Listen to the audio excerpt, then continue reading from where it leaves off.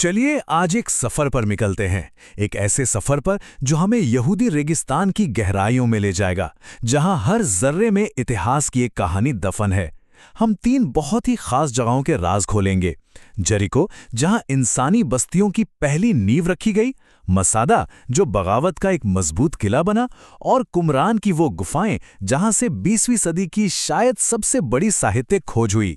तो तैयार हो जाइए, हमारा ये सफर अब शुरू होता है। देखिए, ये रेगिस्तान सिर्फ रेत और चट्टानों का मैदान नहीं है।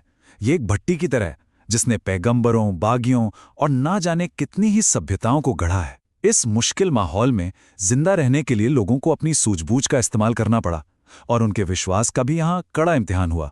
और हमारी कहानी की शुरुआत भी यहीं से होती है। तो हमारी यात्रा का पहला पड़ाव है जेरिको, रेगिस्तान के ठीक किनारे पर बसा एक बहुत ही पुराना शहर। ये कोई आम शहर नहीं है, बल्कि इस बात का जीता जागता सबूत है कि इंसानों ने कैसे एक जगह टिककर रहना और समाज बनाना सीखा। 10,000 साल। जरा इस आंकड़े के बारे में सोचिए। जेरिको इतना पुराना है, और कमाल की बात यह है कि ये दुनिया के उन गिने चुने शहरों में से है जहां तब से लेकर आज तक लगातार लोग रहते आए हैं। मतलब जब दुनिया के ज्यादातर इंसान खाने की तलाश में घूम रहे थे, तब यहाँ एक पूरा समुदाय बस रहा था, अपने घर बना रहा था। ये सवाल तो मन में आता ही है ना? चारों तरफ बंजर जमीन और उसके बीच एक फलता फूलता शहर, ये कैसे मुमकिन हुआ? आखिर इसका राज क्या था? जेरिको का जवाब जितना आसान था उतना ही शानदार भी। सारा राज पानी में छिपा था।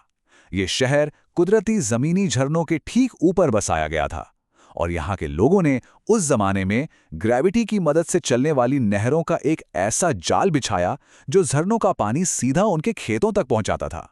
ये उस वक्त की इंजीनियरिंग का एक जीता जागता नमूना था, जिसने इस सूखी जमीन पर एक हरा भरा नकलीस्तान बना दिया। तभी तो इसे खजूर के पेड़ों का शहर भी कहा जाता था। और फिर आती है यहाँ की वास्तुकला। पुरातत्वविदों को यहाँ 8,000 साल पुरानी पत्थर की दीवारें और एक बहुत बड़ा, लगभग 8.5 मीटर ऊंचा टावर मिला है। ये दुनिया की सबसे पुरानी किलाबंदी में से एक है। पर सवाल ये है कि इन्हें बनाया क्यों गया था? क्या ये दुश्मनों से बचने के लिए थीं, या फिर जॉर्डन नदी में आने वाली बाढ़ से शहर को बचाने के लिए? ये एक ऐसी पहेली है जिस पर आज भी एक्सपर्ट्स बहस करते हैं। जेरिको के हरे भरे माहौल से निकलकर अब हम रेगिस्तान के और भी सन्नाटे और वीराने में चलते हैं, कुमरान की तरफ। यही वो जगह है जहां 20वीं सदी की सबसे बड़ी पुरातत्व खोजों में से एक हुई। एक ऐसी खोज जिसने इतिहास के बारे में हमारी समझ को हमेशा हमेशा के लिए बदल कर रख दिया। हम बात कर रहे हैं डेड सी स्क्रोल्स की। अब ये सिर्फ कुछ पुराने कागज नहीं है, ये तो मानो ज्ञान का एक खजाना है, एक टाइम कैप्सूल जिसमें बाइबल के सबसे पुराने लेख, भजन और भविष्यवाणियां सब कुछ 2000 सालों तक महफूज रहा।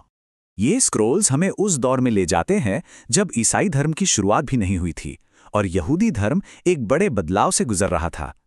माना जाता है कि इन्हें एसीन्स नाम के एक यहूदी पंथ ने लिखा था, जो दुनिया से अलग थलग होकर रेगिस्तान में सादा जीवन जीते थे। उन्होंने बड़ी सावधानी से अपनी इन लिखाइयों को मिट्टी के मर्तबानों में बंद करके गुफाओं में छिपा दिया, और हमारे लिए उस गुजरे हुए जमाने की एक अनमोल खिड़की खुली छोड़ दी। और यहीं पर सबसे बड़ा सवाल खड़ा होता है, जो आज भी इतिहासकारों को सोचने पर मजबूर करता है। आखिर किसी ने इतनी मेहनत करके इन सैकड़ों दस्तावेजों को इस तरह गुफाओं में क्यों छिपाया होगा? इस पर ना दो बड़ी थियरीज हैं। पहली ये कि उस वक्त रोमन सेना विद्रोहियों को कुचल रही थी, और शायद एसेन्स अपने पवित्र ग्रंथों को तबाही से बचाना चाहते थे। दूसरी थियरी ये है कि उन्हें लगता था कि दुनिया का अंत करीब है, और वो ये ज्ञान आने वाली पीढ़ियों के लिए बचाकर रखना चाहते थे। असली वजह क्या थी, ये आज भी एक रहस्य है। चलिए अब इस सफर के आखिरी और शायद सबसे ड्रामेटिक पड़ाव पर चलते हैं, मसादा। एक वीरान पठार के ऊपर बना ये शानदार किला हमें महत्वाकांक्षा, बगावत और आखिर में एक दर्दनाक कुर्बानी की कहानी सुनाता है। मसादा को किंग हेरोद ने बनवाया था, एक आलीशान महल और एक ऐसा किला जिसे कोई जीत न सके। अब देखिए, ये जेरिको की सीधी सादी जरूरत के हिसाब से बनी दीवारों जैसा बिल्कुल नहीं था। नहीं, मसादा तो रोमन आर्किटेक्चर और इंजीनियरिंग की ताकत का एक खुला प्रदर्शन था। रेगिस्तान के बीचों बीच एक आलीशान ठिकाना। ये किला अपने आप में पूरी तरह आत्मनिर्भर था, जो कि उस जमाने की इंजीनियरिंग का एक चमत्कार है। हेरोद के इंजीनियरों ने बारिश के पानी को इकट्ठा करने के लिए चट्टानों को काटकर नहरें और बड़े-बड़े जलाशय बनाए थे। सोचिए, यहां अनाज के बड़े-बड़े गोदाम थे और यहां तक कि रोमन स्टाइल के शानदार बाथ हाउस भी।